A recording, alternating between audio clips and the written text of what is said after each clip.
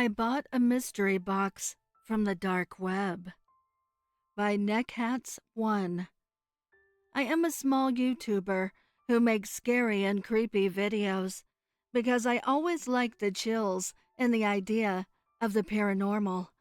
So when the whole trend with unboxing mystery boxes from the dark web became popular, I jumped right in. The only problem was that I had to buy it in Bitcoin, which I never used.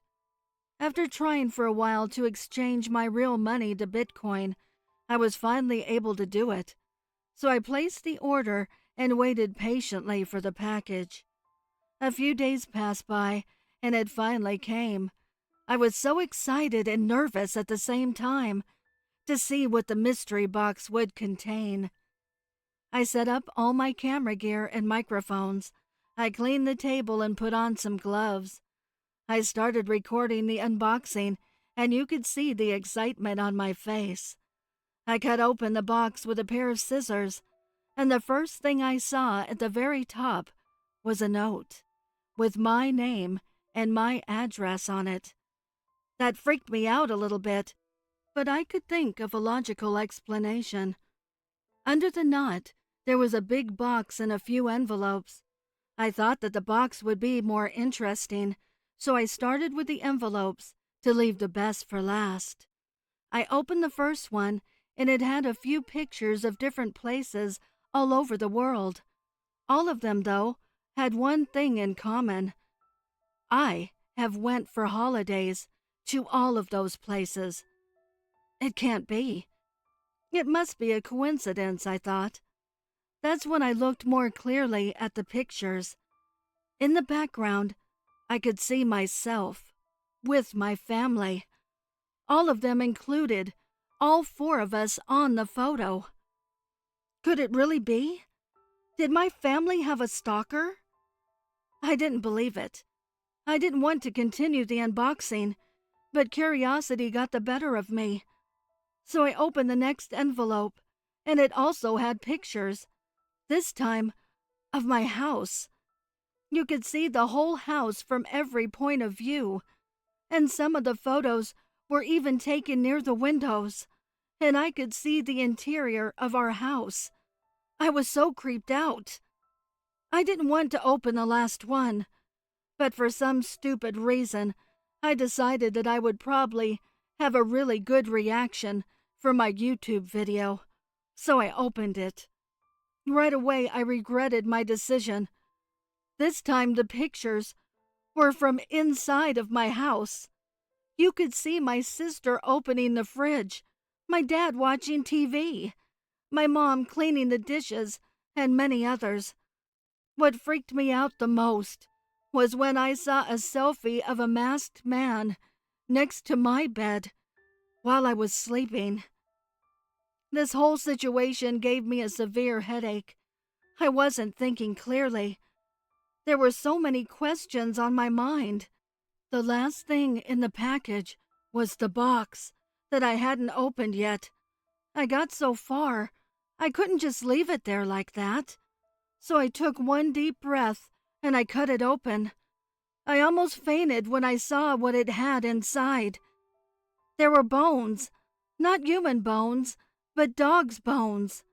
I could tell from the collar that it was my dog Charlie, who died 3 years ago, and we had buried him in our backyard. I couldn't handle it anymore. I went to the bathroom and puked.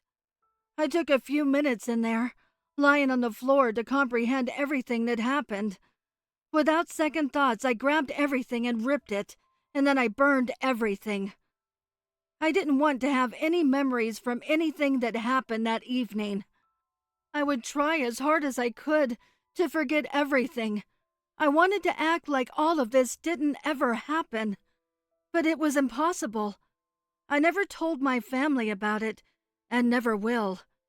I, of course, deleted all of the footage and never uploaded the video. I even took a 1-year break from my YouTube channel. After that, I started forgetting the event, and my life started becoming normal again. That's when my phone rang.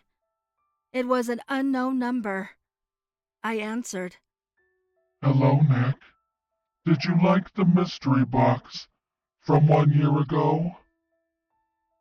Said a person with a very, very deep voice. I was speechless and turned off my phone immediately. I still try to recover from that, and writing this story really helped me. And I beg you, please, do not ever buy mystery boxes from the dark web. Count d'Aberville, written by the Prowler. There is a frightening tale of a count during the darkest days of the medieval era, the evil account of Count Reginald d'Aberville, an English noble living on the shores of Gascony in France, residing in his family's ancestral dark stone manor set atop the hills of Bayonne, overlooking the Atlantic Ocean. It is said to be a cold, eerie place, a few servants in and out throughout the day, but besides the Count himself, not much life can be found on the manor grounds. The family he has left lives back in England.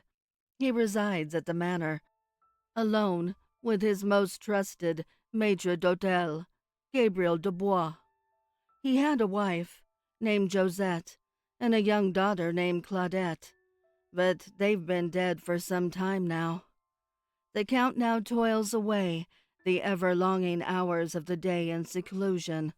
Withdrawn to his study, he writes his manuscripts, paints his portraits and frescoes, but perhaps his favorite thing to do, to idle away the hours, is compose musical pieces on his harpsichord.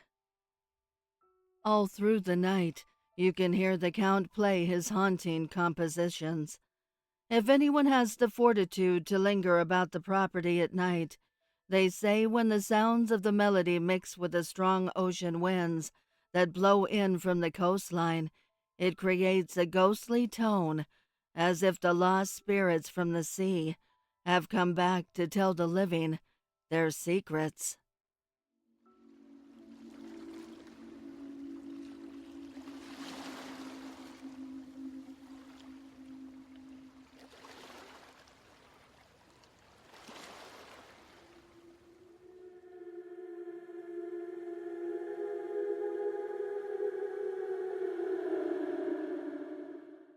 Night after night, it is but only the Count and his haunted harpsichord, and the local villagers say there's a reason for that, a reason for his family living away from him across the English Channel, and a reason for the deaths of his wife and daughter, a reason for everything. There are few accounts of d'Aberville's mannerisms throughout his life, as he's been protected by mainly his parents, for he was the firstborn and heir to his family's seat, and not much can be found out of his mental state nowadays, for he is protected by his maitre d'hotel, Monsieur Dubois. The man is loyal till his dying breath, but as said before, there are a handful of other servants that work the estate from time to time, and a few have told disturbing accounts of the happenings taking place at the dark stone manor. More than one person has reported seeing the Count conversing with persons who were not there, as if someone is whispering secrets into his ear. Something evil, perhaps.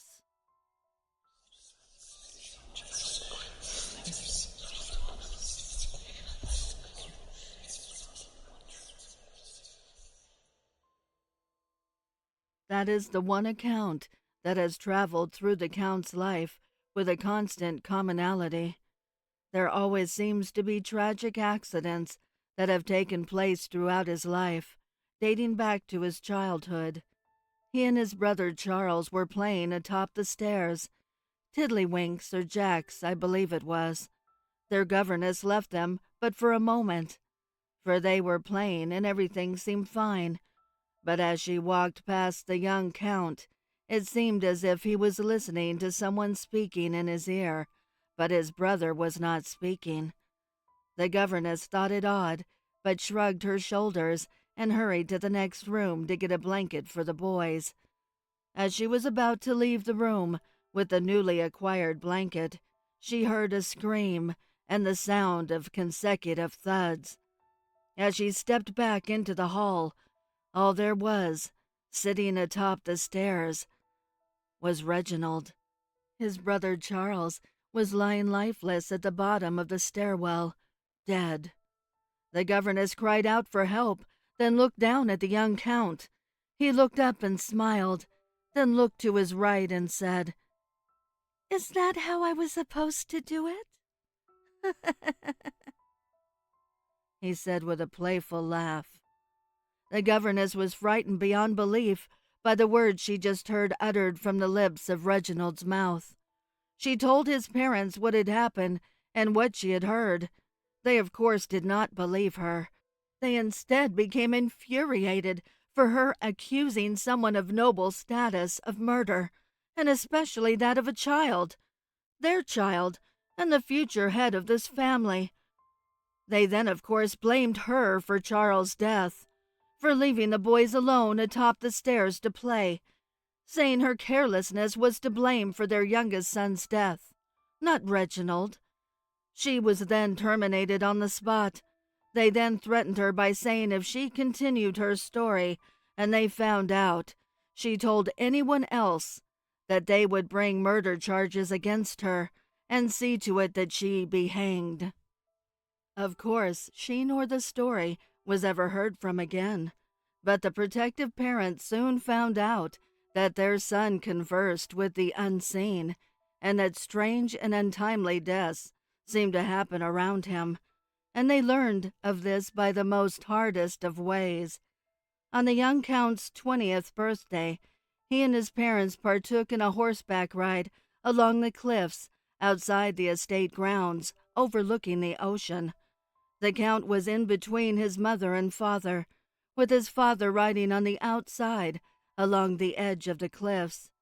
The tale goes that sometime during the ride, something distressed Reginald's horse, which caused the steed to raise up on its hind legs, panicked and thrashing about, which caused his father's horse to do the same thing, except when his horse raised up, the saddle came loose and slid off, taking the old count with it over the side of the cliff.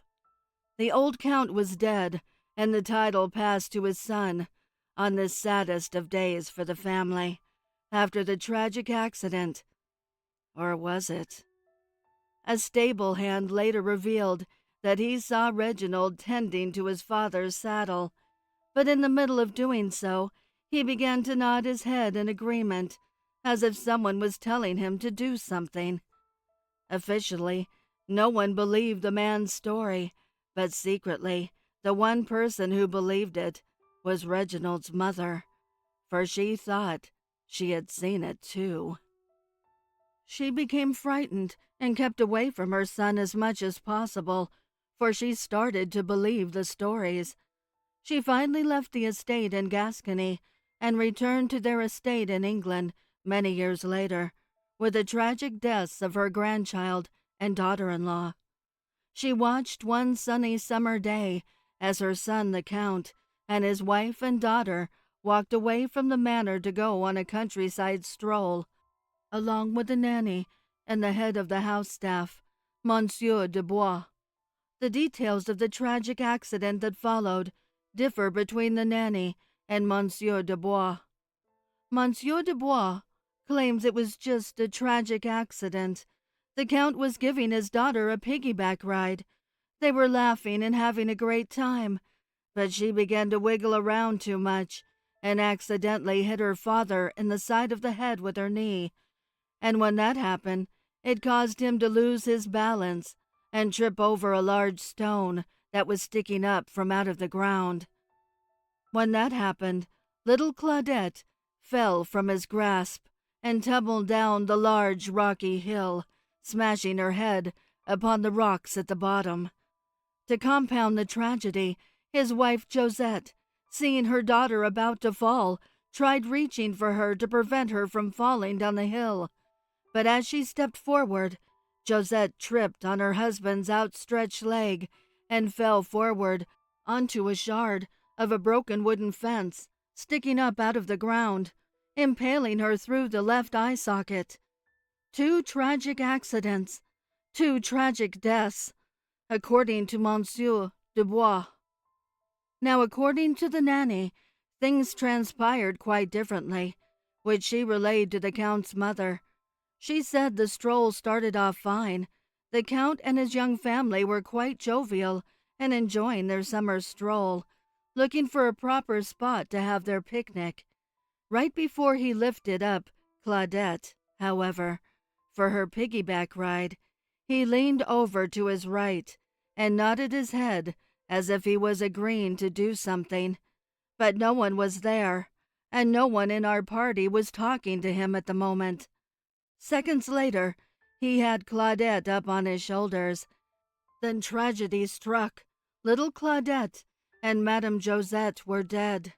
I screamed, and me and Monsieur Dubois rushed over to the edge of the hill. When I got close to the Count to see if he was okay, I swear I heard him say, "Did I do it correctly? Did I fall the right way?" The Count's mother took in the nanny's story and wept, for she knew it to be true. She felt it deep in her old bones. After the tragic accident, the remaining family left the Blackstone Manor and returned to England, never speaking to the Count again. The Count continued his music, composing in seclusion, spending the majority of his days alone. Yet through the door, you could hear him conversing with someone who wasn't there. No one knows who he's been talking to in secret these many decades, but many believe it to be an evil spirit for all the tragic events that follow their conversations. All that remained was Count de Aberville's trusted maître d'hôtel, Monsieur Dubois, and a few servants desperate enough for money. But everyone knows that when the Count looks to be having a conversation, and there's no one else present in the room, death is sure to follow.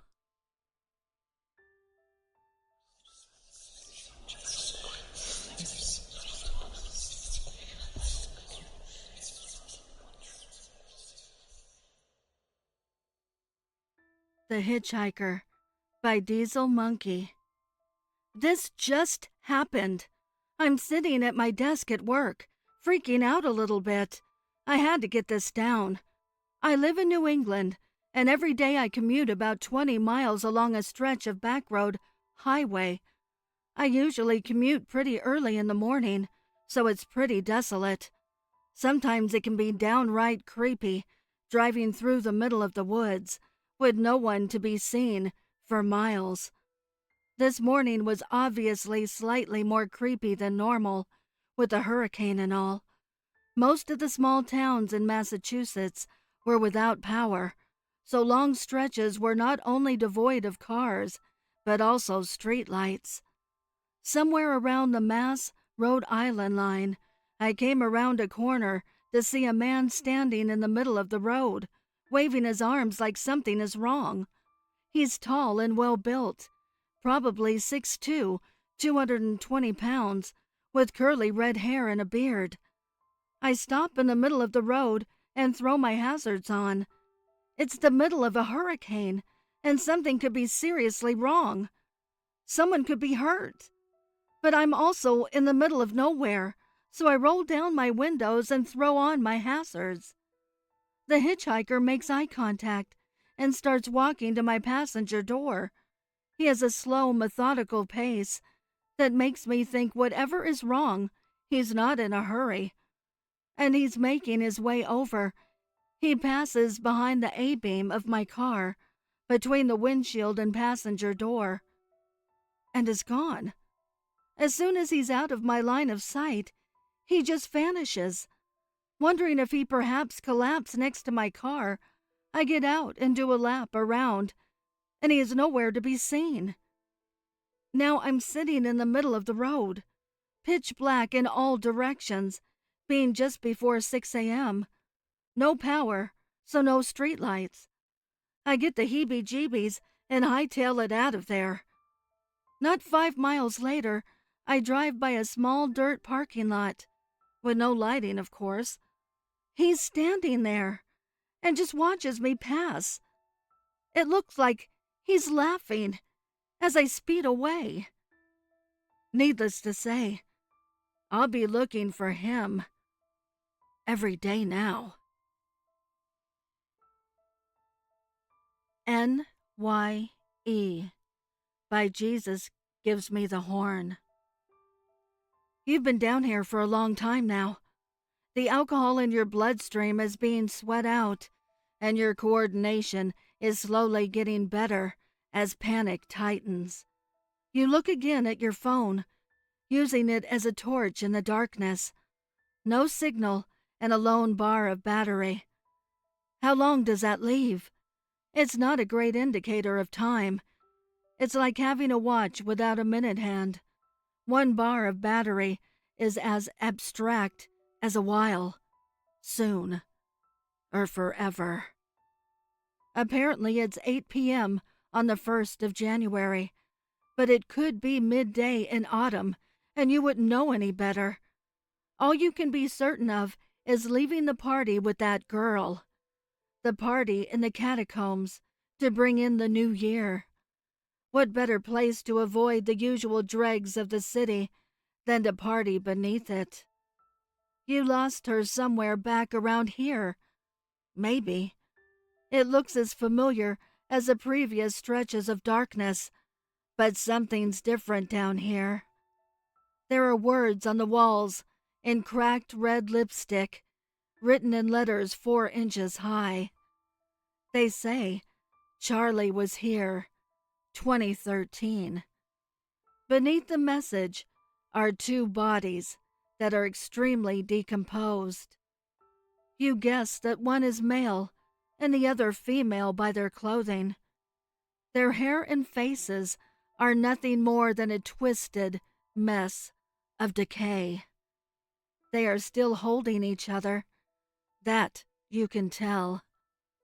Charlie is your name too, but you can't remember what year you were seen in. You've been down here for a long time now. Am I possessed? I don't feel like myself anymore. By Purple Ghost Danu. A while back, I used to serve in the military as an officer in the Navy. During one of my appointments at a base off of Trincomalee Harbor, I was given cabin number 15 of a 2-storied building housing officers of the fleet. A peculiar thing I noticed on the first day I settled in my cabin was that there was no roommate for myself, and the cabin was fully allocated to myself, while all other cabins accommodated 2 officers each. I was not a senior officer of the fleet at the time, and there were many senior officers accommodated adjacent to the room I was allocated. I had a batchmate of mine in an adjoining room, and when he returned after duties, I asked him why I was singled out while everyone else had roommates, which was the routine procedure when allocating accommodation. My batchmate told me that there was a superstition surrounding the cabin number 15, and that people believe it to be haunted. I asked around regarding the origin story about the superstition, and I was not able to find any at the time, but I was able to find out why I was given the cabin. While I was in the Navy, I was pretty infamous for debunking ghost encounters among our junior officers a lot, and I've even taken up open challenges to stay the night alone in some post-war encampments where a lot of carnage took place during the Civil War period in the country. I've even stayed a whole week in a radar outpost where an officer ran for his life after a supernatural encounter without any incident, all alone, and won a few bets even. So the officers who planned the allocation of cabins had decided to give the sole ownership of cabin number 15 to myself, just to test me out on my claims of being a debunker. A few days passed by without incident, but not like in other places I've stayed. I felt that this cabin has an eerie vibe, especially around 3 a.m., where I find myself to wake up for no reason at all. When I wake up, it's not out of fear or surprise. I just open my eyes for no reason, and whenever I check the time, it is around 3 a.m. or close to it, and I find myself unable to doze off afterwards and feel tired in the morning. During the day, while I carry on with my routine duties, I investigated about the cabin, expecting to find the typical someone died or hanged himself in the cabin story, but there was none. Even the building was relatively new, but officers who slept in the cabin, even for a single day, claim that the cabin is haunted. I asked around what type of experiences the officers who slept in the cabin had, and they all sounded exactly like your typical haunting. An apparition appearing beside the bed, shaking you out of bed or scratching and pulling on the leg, but I did not experience any. The only oddity I experienced was the waking up at 3 a.m. A few more days pass by, and now I experience a recurring dream where I find myself staring at what people call a shadow person standing beside my bed. I do not jump up scared from my bed, but keep on staring at the entity who does not have any facial features, but just the empty and dark shadow. And again, I open my eyes, and to see the time is around 3 a.m. I experience the same dream continuously for about 10 to 15 days, and really found it hard to fall back asleep, usually entertaining myself on a mobile game or on YouTube till sunrise. Somehow, from the day I got accommodated in cabin 15, I could not get any sleep past 3 a.m. A few more days passed, and one day as I went to bed, expecting to see the same dream and wake up at 3 a.m., I dreamed of the shadow holding out its dark hand and cover my mouth, and for the first time in many years, I woke up frightened and felt my heart racing with fear. But this time, the clock read 2 a.m. From that day on, I felt my whole personality change, from being optimistic to cautious, and even my taste in food had changed. My love of spicy food changed to the point where now I cannot stand the sight of too much spice. I felt emptiness sweeping me away, and I felt so demotivated in work and even in life. Even now, when I am no longer in the military service, I do not feel myself, and I always feel a dark presence inside of me. Am I possessed? Or is my life taken over by this shadow entity? Is Cabin 15 a portal to the shadow world? Was this shadow waiting for the perfect host while scaring everyone else away with parlor tricks? These are the questions I wonder to this day. I would like to give a heartfelt thank you to the special friends of the channel for your overwhelming generosity. If you would like to support the channel, the link is below in the description. Also, please send me your stories and poems to duchessofdarkness27@gmail.com. You can also find me on Instagram at duchess.ofdarkness and Twitter at duchessofdark and 2. I want to thank all my listeners for your kindness, your encouragement, and your support. It means the world to me. Thank you for joining me. Until next time.